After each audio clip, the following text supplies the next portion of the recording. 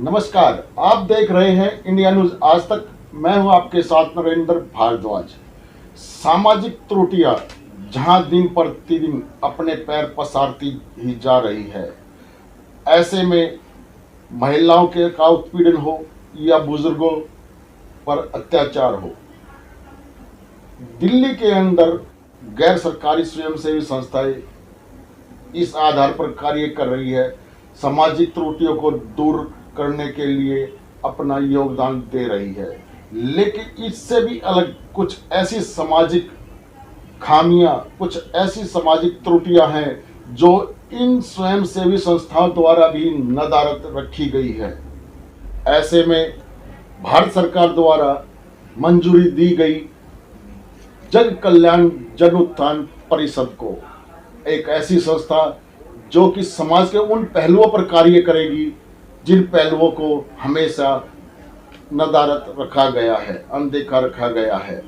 ऐसी संस्था जो कि जीव जंतुओं से लेकर मानवता भलाई के साथ साथ शिक्षा की मैं बात करूं या फिर खेलों की मैं बात करूं या फिर योगा जो स्वास्थ्य के लिए बहुत ज़्यादा लाभदायक होता है, उन पहलुओं पर कार्य करने वाली एक ऐसी संस्था जिसका नाम है जन कल्याण जन उत्थान परिषद।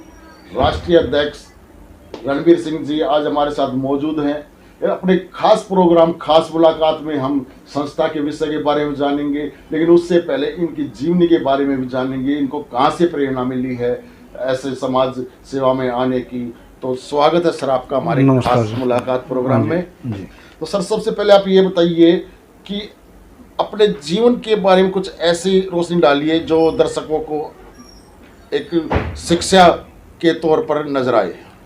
देखिए नरेंद्र जी, आपको बताऊं, मैं सबसे पहले तो धन्यवाद आपका। और इसके अंदर मैं अपनी बताऊं, मैं एक गरीब परिवार में पैदा हुआ था और उसमें पैदा होते हुए मैंने बचपन से उन चीज़ों को देखा है कि भाई बहुत सारी चीज़ों से हमारे बच्चे जो गरीब परिवारों के बच्चे हैं वे आगे नहीं बढ़ पाते हैं क्योंकि उनको एजुकेशन नहीं मिल पाती है। तो वहाँ से मुझे प्रेरणा मिली थी कि कभी हम भी जब आगे हमें कार्य करने का मौका मिलेगा तो हम बच्चों के लिए एजुकेशन का भी सिस्टम उसमें लेके आएंगे।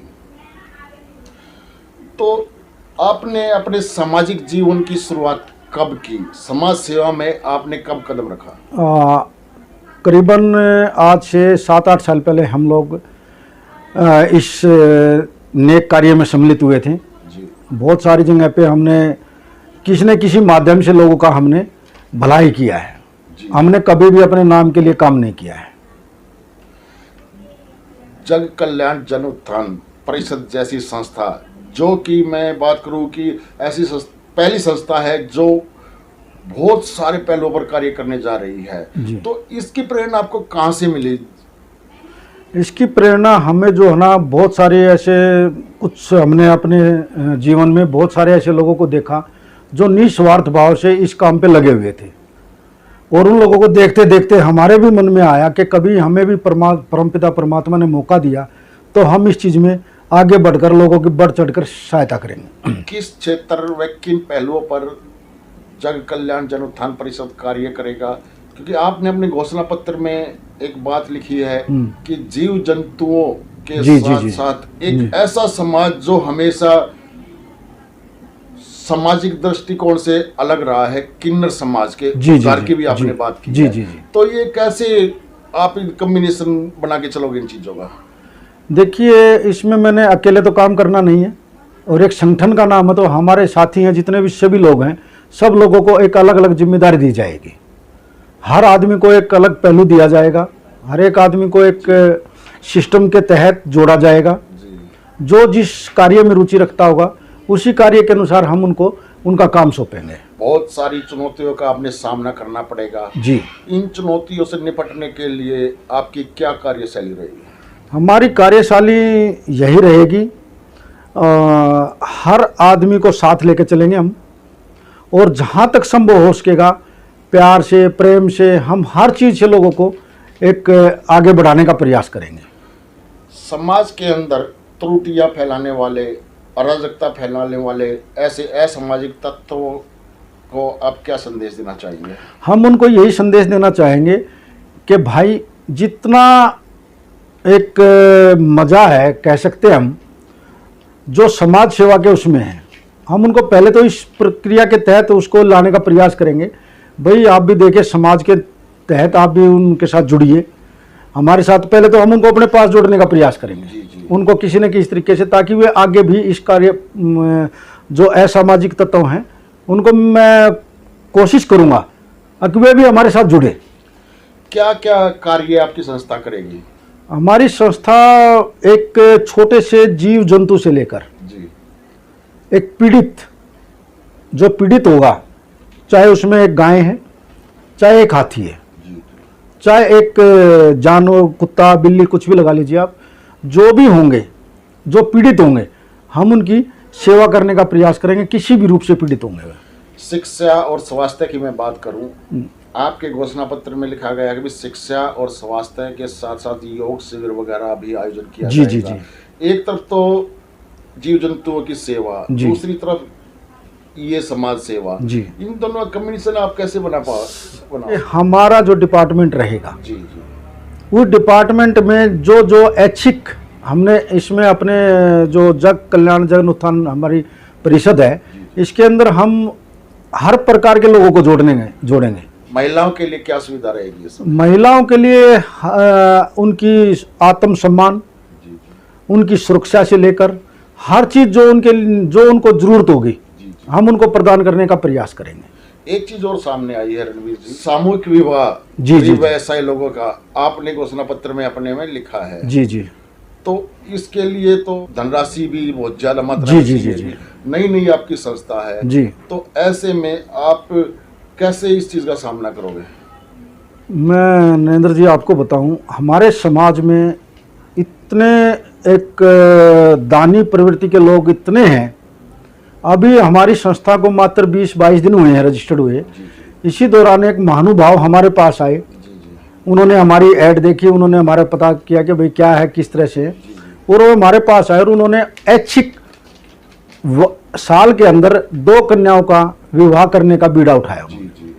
और इसी तरह और भी एक हमारा लड़का है, हमारे नरेला से ही है, प्रिंस, जो कि हमारे कोषाध्यक्ष भी हैं, और वो चलाते हैं हमारी क्या नाम है, एक वो एजुकेशन सेंटर। और उस एजुकेशन सेंटर से उसने, हमें तो पता भी नहीं चला, और उसने एक अनाउंस किया कि भी जो आर्थिक रूप से कमजोर बच्चे रहेंगे वे उन बच्चों को फ्री ऑफ कॉस्ट एजुकेशन देंगे। किसी भी प्रकार की कोचिंग होगी तो उस कोचिंग को वो करेंगे। इस तरह के बहुत सारे हमारे पास टैलेंटेड युवा हैं, बुजुर्ग हैं, जो कि यानी कि हर तरह से हमारे साथ जुड़ने का प्रयास कर रहे हैं, खुद ब खुद आगे आ रहे हैं। आपने समाज सेवा, मानवता भलाई के लिए जो ये बेड़ा उठाया है जी, इसमें परिवार का क्या सहयोग है आपका? हमारे परिवार का पूरा सहयोग है, और परिवार से ही मुझे प्रेरणा मिली है बहुत सारी। तो आप समझ सकते हैं कि जब तक परिवार साथ नहीं होगा तो आदमी आगे कैसे बढ़ पाएगा। और मेरा मानना यह है, मेरा शुरू से ही एक मानना रहा है, मैं पहले भी इस काम को कर सकता था, लेकिन मैंने जो है ना, सबसे पहले घर को सेटिस्फाई किया है। और मैं अपने साथ जुड़ने वाले सभी दर्शकों को या सभी को कहूँगा कि सबसे पहले अपने घर को सुधारें, अपने घर को मेंटेन करें, उसके बाद समाज सेवा में आए। जग कल्याण जन उत्थान परिषद के माध्यम से कोई भी किसी के सामने समस्या आती है, वो आपके माध्यम से अपनी समस्या हल करना चाह रहा है, उसके लिए क्या आप हमारे दर्शकों को अपना कोई कॉन्टैक्ट नंबर देना चाहेंगे? जी, श्योरली देना चाहेंगे। 9910612255।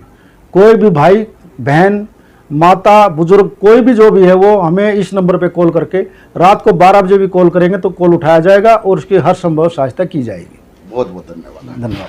तो ये थे हमारे साथ जग कल्याण जन उत्थान परिषद के राष्ट्रीय अध्यक्ष रणवीर सिंह जी, जिन्होंने आज अपने साक्षात्कार में इंडिया न्यूज आज तक को बताया कि कैसे मानवता भलाई के कार्य किए जाएंगे, कैसे किन्नर समाज का उद्धार किया जाएगा, कैसे जीव जंतुओं की देखभाल की जाएगी, और कैसे जो देश के लोभी है उनको सबक सिखाया जाएगा, और कैसे बुजुर्गों पर अत्याचार करने वालों के नाक में दम किया जाएगा।